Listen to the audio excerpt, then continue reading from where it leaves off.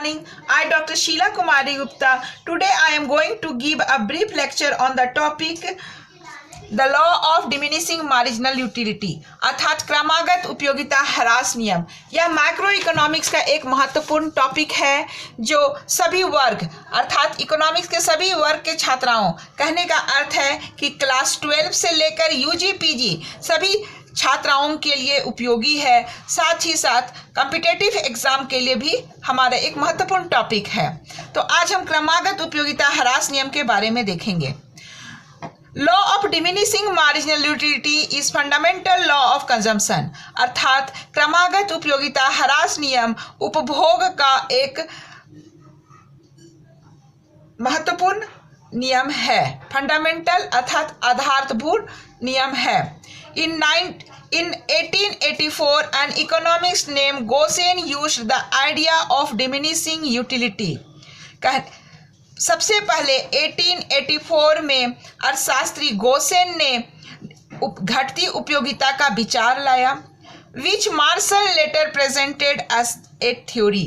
फिर मार्शल ने इसे सिद्धांत के रूप में प्रस्तुत किया।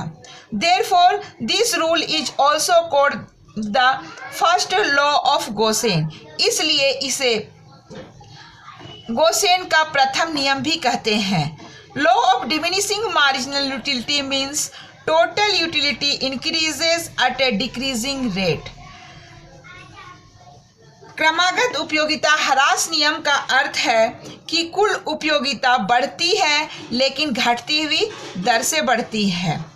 This law is also called law of eventually diminishing marginal utility. इसे कहते हैं क्रमागत ह्रास सीमांत उपयोगिता नियम भी कहा जाता है। It is also called fundamental psychological law of consumption. इसे उपभोग का मनोवैज्ञानिक नियम भी कहा जाता है। According to Marshall, the additional benefit which a person derives from a given income of a stock of a thing diminishes with every increase in the stock that he already has.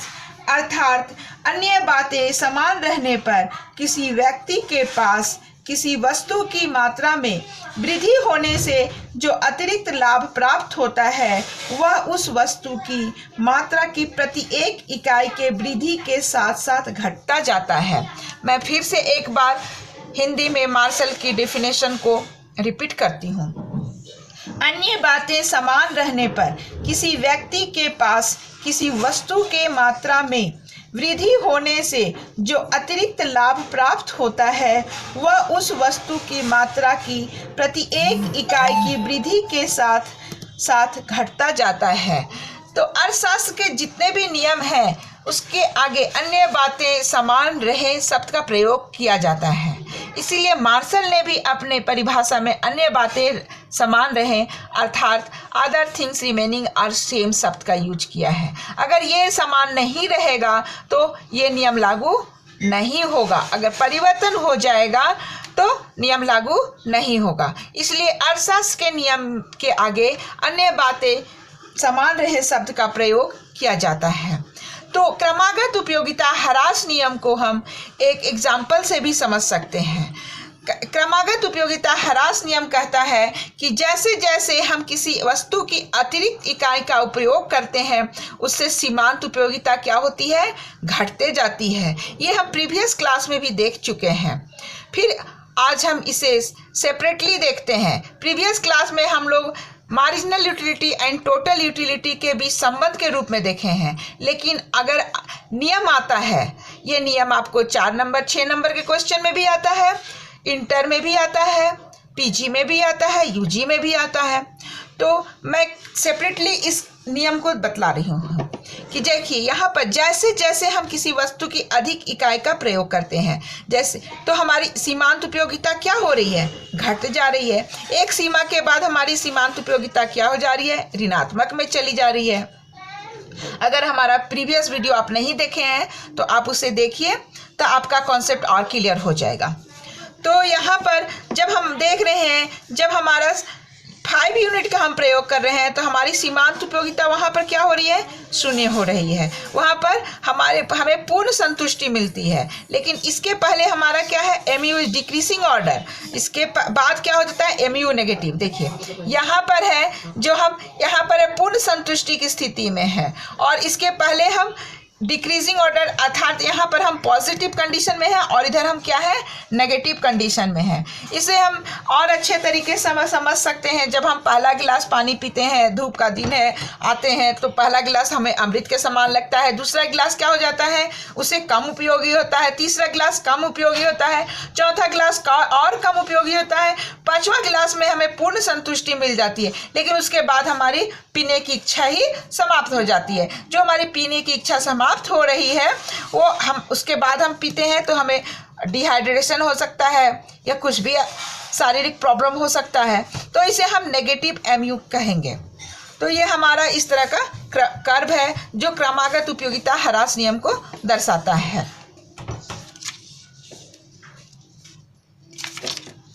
Next हम देखेंगे क्रमागत उपयोगिता ह्रास नियम लागू होने के क्या कारण हैं।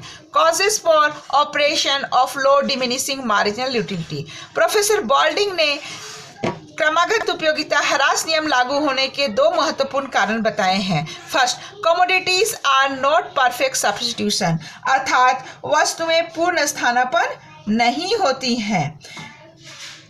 दूसरा, decline in intensity of wants, अर्थात प्रत्येक आवश्यकता विशेष की पूर्ण रूप से संतुष्टि की जा सकती है।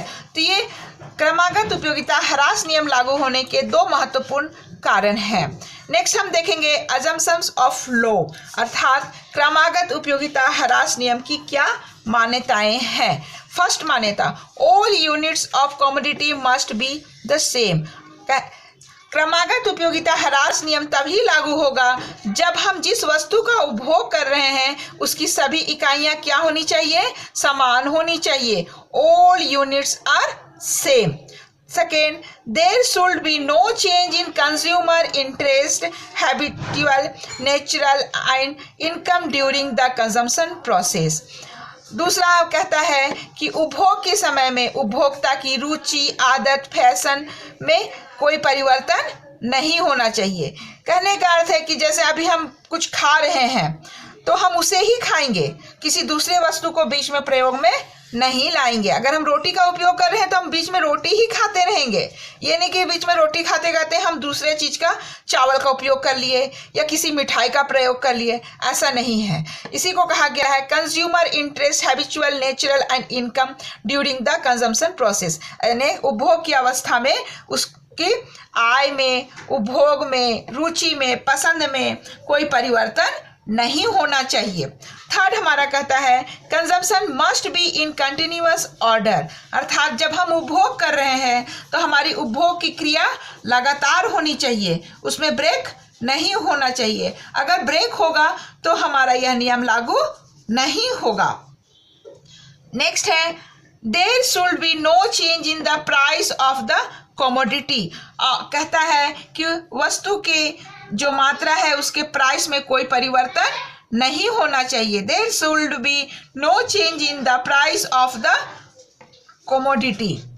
नेक्स्ट हमारी मान्यता है marginal utility of currency fixed. सीमांत उपयोगिता क्या होती है, फिक्स्ड होती है। मुद्रा की सीमांत उपयोगिता फिक्स्ड होती है अर्थात स्थिर होती है। नेक्स्ट है there should be no change in the mental state of the consumer.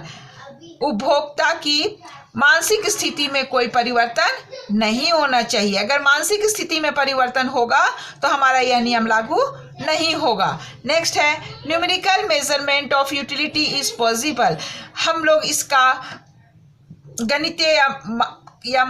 गणितीय माप हम लोग कर सकते हैं, न्यूमेरिकल मेजरमेंट कर सकते हैं।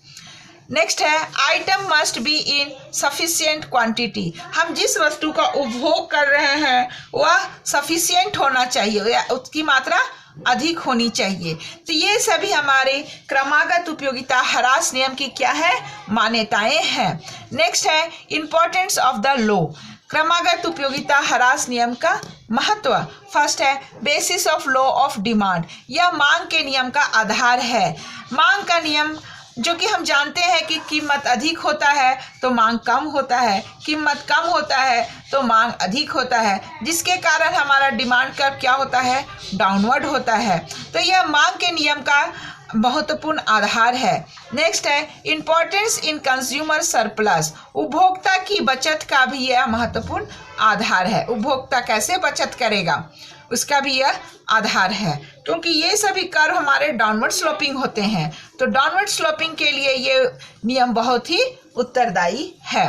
नेक्स्ट है इंपॉर्टेंस इन प्राइस थ्योरी, कीमत के निर्धारण में भी यह महत्वपूर्ण स्थान रखता है। वस्तु के कीमत का निर्धारण हमारी सीमांत उपयोगिता के आधार पर होती है, जबकि हमारी कीमत निर्धारण हमारी सीमांत उपयोगिता, जबकि हमारा विनिमय जो है वह टोटल यूटिलिटी के आधार पर होता है। एडम स्मिथ का जल विरोधाभास नियम भी इसी पर आधारित है।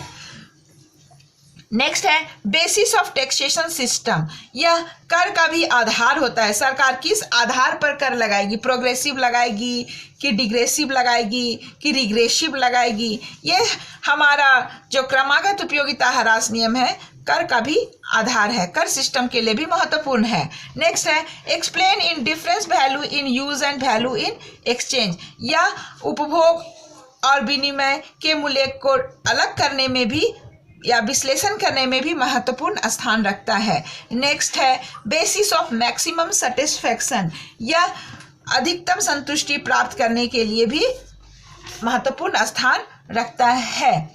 इस तरह क्रमागत उपयोगिता ह्रास नियम बहुत ही महत्वपूर्ण नियम है, फंडामेंटल नियम है, साइकोलॉजिकल नियम है और यह अर्थशास्त्र का एक महत्वपूर्ण नियम भी है। साथ ही साथ यह सभी वर्ग के छात्राओं क्लास 12 से लेकर यूजी पीजी सभी छात्राओं के लिए महत्वपूर्ण टॉपिक है। Thank you for watching my video, please like and subscribe.